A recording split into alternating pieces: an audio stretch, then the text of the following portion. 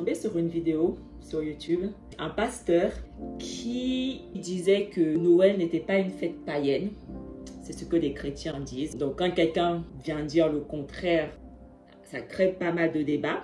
Et le pasteur, il disait qu'il faut laisser les gens tranquilles. S'ils veulent célébrer Noël, ils célèbrent Noël. Chacun fait à peu près ce qu'il a envie de faire. Noël, ce n'est pas une fête païenne. Il disait, oui, personne ne sait quand est-ce que Jésus est réellement né. Donc, Noël, en fait, c'est une manière pour nous de célébrer la naissance de Jésus. Et après, il disait qu'on commettait un péché de dire aux gens de ne pas célébrer Noël. Bien évidemment, pasteur pas dépouillé, toutes les personnes sur cette terre entière qui ne sont pas dépouillées n'ont pas le Saint-Esprit. Aboyez comme vous voulez, pure vérité. Et je ne dis pas non plus que parce que tu es dépouillé, ça signifie forcément que tu as le Saint-Esprit. Pas du tout. Ce n'est pas du tout ce que je suis en train de dire. Ça, c'est un discernement que Dieu nous a laissé sur terre. Parce que sans ce petit discernement, on peut se faire avoir facilement. Mais quand je vois quelqu'un ne pas dépouiller, je l'écoute en tant que divertissement. C'est un divertissement. Parce que je sais déjà qu'il ne parle pas en esprit et en vérité, vu qu'il n'a pas le Saint-Esprit en lui. Donc, je ne peux pas avaler tout ce qui sort de sa bouche. Il n'est pas guidé par l'Esprit de Dieu pour dire ce qu'il est en train de dire. Il est guidé par sa propre connaissance humaine, mais pas l'Esprit de Dieu.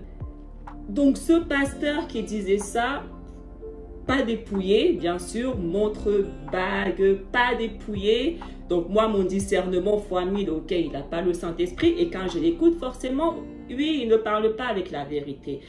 Et tout le monde qui était là, qui l'applaudissait, oui, oui, pasteur, oui, aveugle comme jamais. Un aveugle qui guide des aveugles. Il se dirige où, vous pensez? Dans une fosse. Si vous me suivez, vous avez déjà compris pas mal de choses. Je ne vais pas me répéter ici. Dire que Noël et tout ne sont pas des fêtes païennes, c'est tout simplement ne pas comprendre c'est quoi un païen. Et je ne parle pas de votre définition humaine de païenne.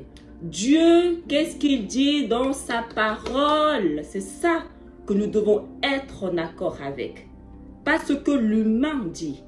Qu'est-ce que Dieu dit dans sa Torah? C'est quoi un païen selon la Torah de Dieu? Et c'est là le problème des chrétiens et du monde. Ils ne savent pas c'est quoi un païen selon la vérité de Dieu. La parole de Dieu nous dit que toutes les nations du monde entier, toutes les personnes du monde entier qui ne sont pas de la nation d'Israël, ce sont des païens. Je répète, toutes les nations, peuples qui ne sont pas de la nation d'Israël, ce sont des païens. Donc, si tu n'es pas enfant d'Israël, tu es païen. Toutes les pratiques en dehors de la nation d'Israël sont païennes. Qu'est-ce que les gens n'arrivent pas à comprendre là-dedans? On n'a pas besoin d'aller chercher 10 000 définitions. Ce n'est pas issu de la nation d'Israël, alors c'est païen. Voilà la vérité de Dieu. Et est-ce que Noël était inclus dans les célébrations, les fêtes que Dieu demandait à la nation d'Israël de célébrer? Si la réponse est non, alors c'est païen. Et qu'est-ce que Dieu nous dit? N'imitez pas les païens, ne vous mélangez pas avec les païens, ne faites pas ce que les païens font. Pourquoi ils sont païens? Ils sont païens parce qu'ils sont issus d'une semence impure. Les païens, ce sont des impurs. Ils sont païens parce qu'ils ne croient pas au vrai Dieu. Ils ne servent pas le vrai Dieu.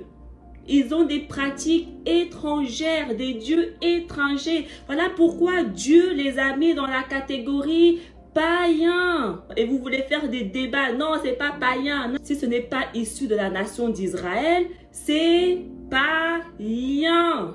Si tu meurs en étant païen sans avoir obtenu la grâce de Dieu, tu vas finir en enfer parce que tes actions étaient mauvaises et impures. Dieu ne veut pas que les personnes qui ont obtenu sa grâce se mélangent avec les païens. Vous ne ferez point ce qui se fait dans le pays d'Égypte, où vous avez habité. Et vous ne ferez point ce qui se fait dans le pays de Canaan où je vous mène.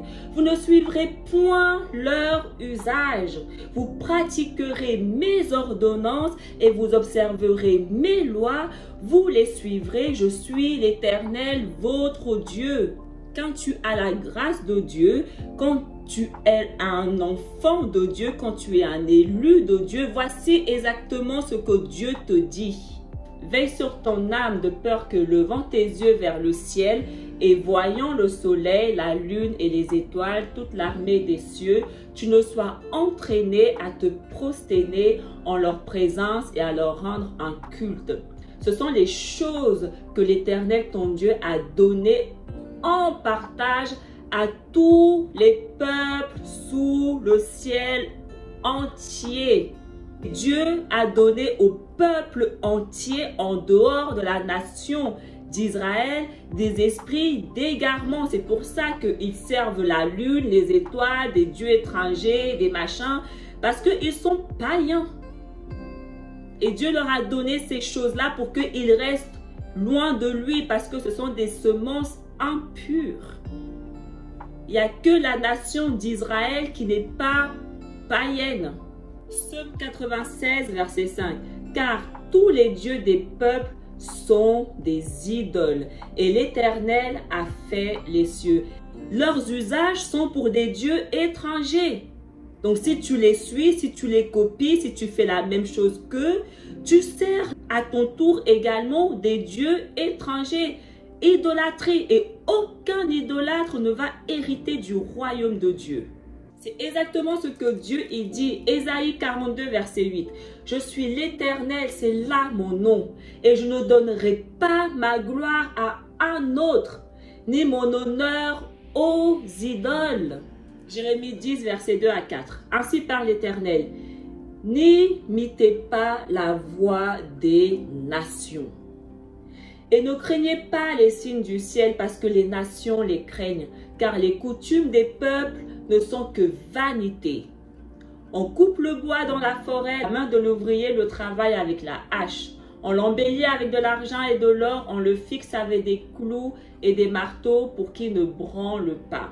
N'imitez pas la voix des nations. Pourquoi les gens ont du mal à entendre Dieu quand Dieu vous parle? N'imitez pas les coutumes des peuples qui ne sont que vanité. Éphésiens 4. Voici donc ce que je dis et ce que je déclare dans le Seigneur. C'est que vous ne devez plus marcher comme les païens qui marchent selon la vanité de leurs pensées.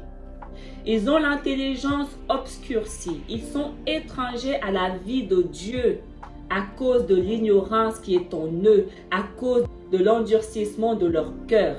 Ayant perdu tout sentiment, ils se sont livrés à la dissolution pour commettre toute espèce d'impureté jointe à la cupidité. Si ton prochain n'a pas la grâce de Dieu, n'imite pas ce qu'il fait. Il y a une raison pour laquelle il n'a pas obtenu la grâce de Dieu.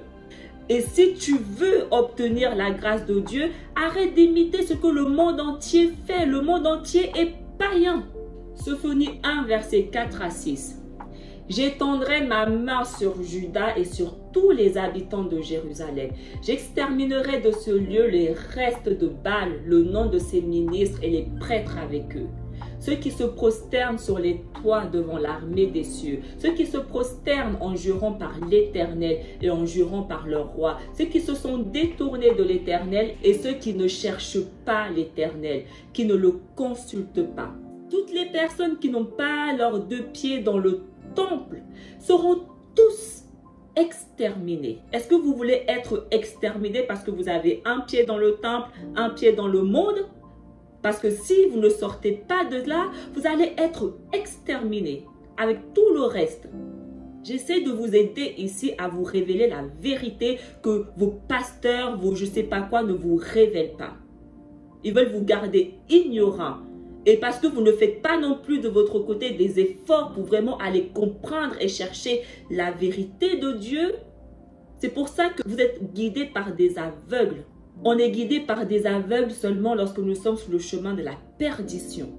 Romains 12, verset 2, « Ne vous conformez pas au siècle présent, mais soyez transformés par le renouvellement de l'intelligence, afin que vous discerniez quelle est la volonté de Dieu, ce qui est bon, agréable et parfait. » Ne vous conformez pas au siècle présent, mais soyez transformés en faisant ce qui est bon aux yeux de Dieu, en faisant la volonté de Dieu. 1 Pierre 4, versets 3 à 4. C'est assez, en effet, d'avoir dans le temps passé accompli la volonté des païens, en marchant dans la dissolution, les convoitises, l'ivrognerie, les excès du manger et du boire et les idolâtries criminelles. Ainsi trouve-t-il étrange que vous ne vous précipitiez pas avec eux dans le même débordement de débauche et ils vous calomnient. 2 Corinthiens 6, versets 14 à 17. Ne vous mettez pas avec les infidèles sous un joug étranger, car quel rapport y a-t-il entre la justice et l'iniquité? Ou qu'y a-t-il de commun entre la lumière et les ténèbres? Quel accord y a-t-il entre Christ et Bélial?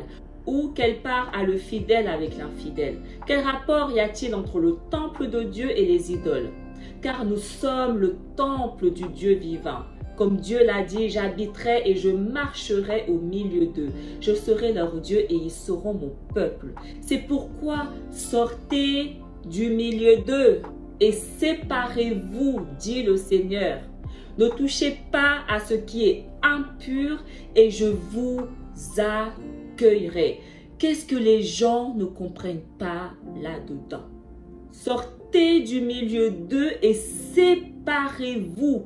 Dieu vous demande de vous séparer, pas de faire comme eux. Et il vous accueillera. Apocalypse 18, verset 4. Et j'entendis du ciel une autre voix qui disait, « Sortez du milieu d'elle, mon peuple, afin que vous ne participiez point à ses péchés et que vous n'ayez point part à ses fléaux. Sortez du milieu de Babylone, mon peuple. » Choisir de ne pas sortir de Babylone, choisir de continuer dans vos voies, choisir d'endurcir votre cœur, choisir de faire les sourds et de dire « Ah, elle fatigue ».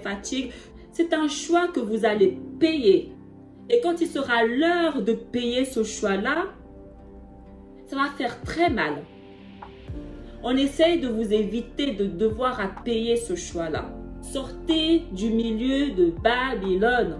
Sortez du milieu des païens. Éphésiens 5, verset 11. Et ne prenez point part aux œuvres infructueuses des ténèbres, mais plutôt condamnez-les. Condamnez les œuvres des païens. 1 Jean 2, verset 15 à 17. N'aimez point le monde, ni les choses qui sont dans le monde. Si quelqu'un aime le monde, l'amour du Père n'est point en lui. Car tout ce qui est dans le monde, la convoitise de la chair, la convoitise des yeux et l'orgueil de la vie ne vient point du Père, mais vient du monde. Et le monde passe et sa convoitise aussi, mais celui qui fait la volonté de Dieu demeure éternellement. Apocalypse 21, verset 8. Mais pour les lâches, les incrédules, les abominables, les meurtriers, les impudiques, les enchanteurs, les idolâtres et tous les menteurs, leur part sera dans l'étang ardent de feu et de soufre, ce qui est la seconde mort. Voilà où est-ce que sera votre part si vous ne changez pas, si vous ne sortez pas de ces mauvaises voies. Dans l'étang ardent de feu et de soufre. C'est là où ira toutes les personnes qui célèbrent les fêtes païennes, qui célèbrent Noël, qui célèbrent leur anniversaire, qui célèbrent le Nouvel An, qui célèbre Halloween, qui célèbre la Saint-Valentin, qui célèbre la Saint-Patrick, qui célèbre la Saint-Ceci. Tout ce que vous célébrez qui n'est pas une fête biblique, païen, idolâtrie. Et votre place sera dans les temps ardents de feu. Quelqu'un doit vous dire la vérité ici.